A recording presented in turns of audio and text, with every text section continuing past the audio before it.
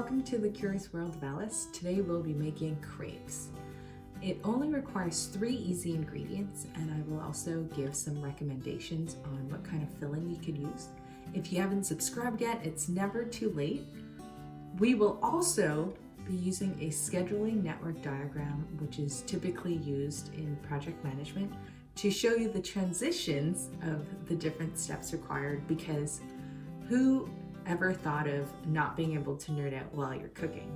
So let's get started. Step 1, wear an apron, because the art of cooking with an apron has been lost, and of course we want to revive that. This recipe is good for 2 large crepes.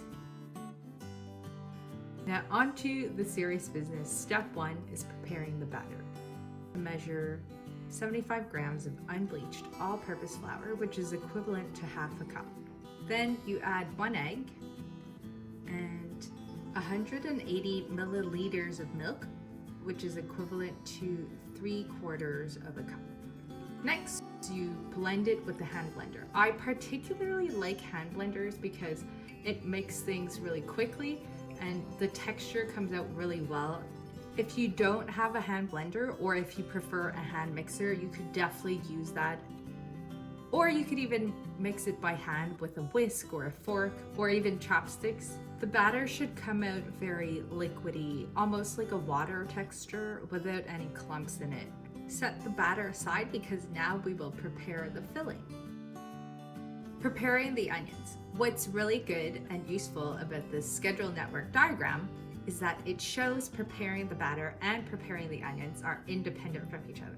That means if you have more resources, such as extra hands, friends, or family members who could help you prepare onions, you could do this at the same time as you're preparing batter. This will help make the process of creating crepes faster.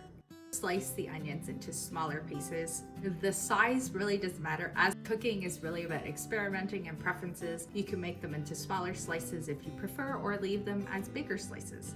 Next is caramelizing the onions. Heat your pan to a medium-high temperature. I have waited a bit too long and the pan got too hot, and that's why when I put the butter in, it quickly browned.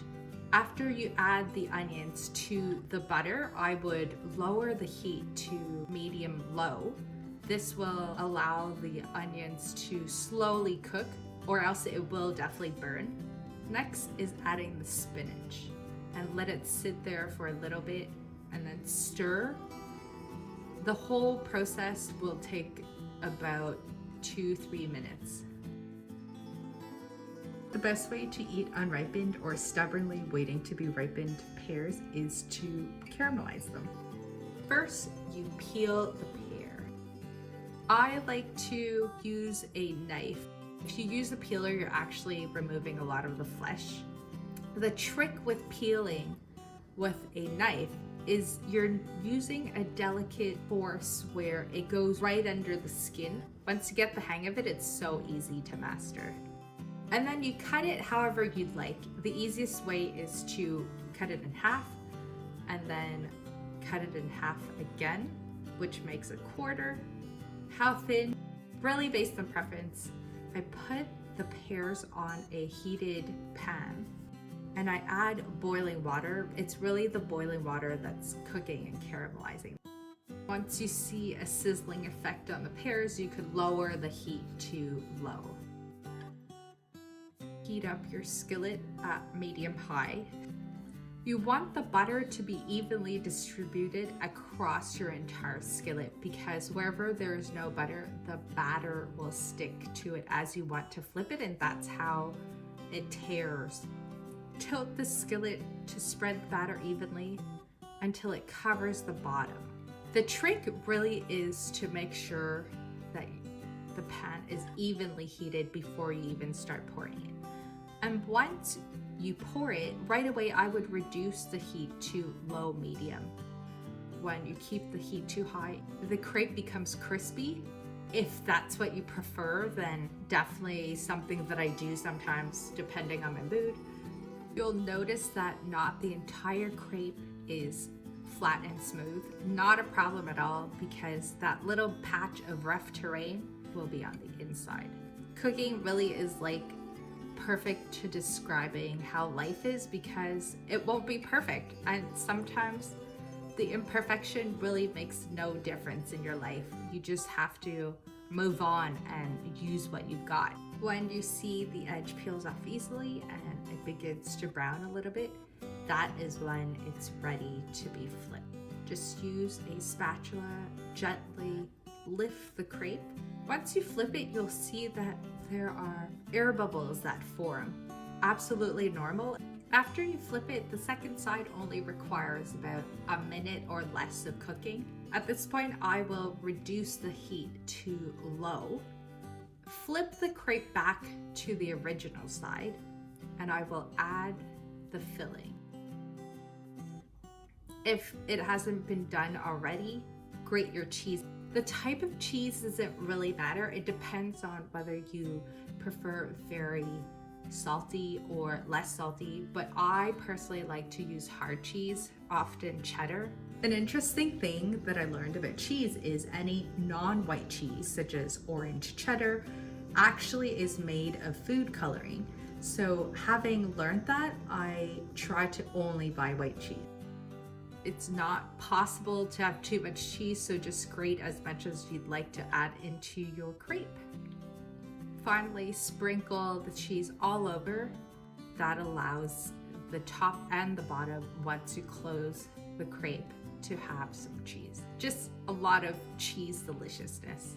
If you wanted a little bit of texture and less gooey, then add it after, and then you can close the crepe and it's ready to be served.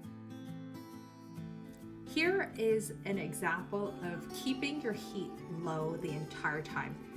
It will allow the crepe to not get brown and stay very soft. I find for people who don't have a lot of experience making crepes, keeping the temperature at medium-low is a good starting point.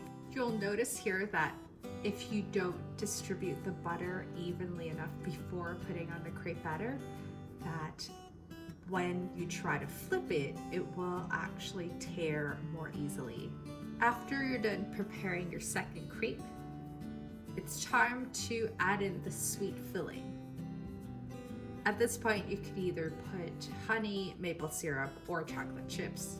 I prefer chocolate chips, and it's important to put that before you put the pear or other types of fruit, because you want the chips to be melting. And finally, add the caramelized pears, and the crepe can be closed and it's ready for consumption. A more common type of filling is chocolate banana crepes. It's faster because you don't have to caramelize anything, and if you prefer, you could even use Nutella instead of chocolate. Once you're done the crepes, you slice the banana into thin pieces.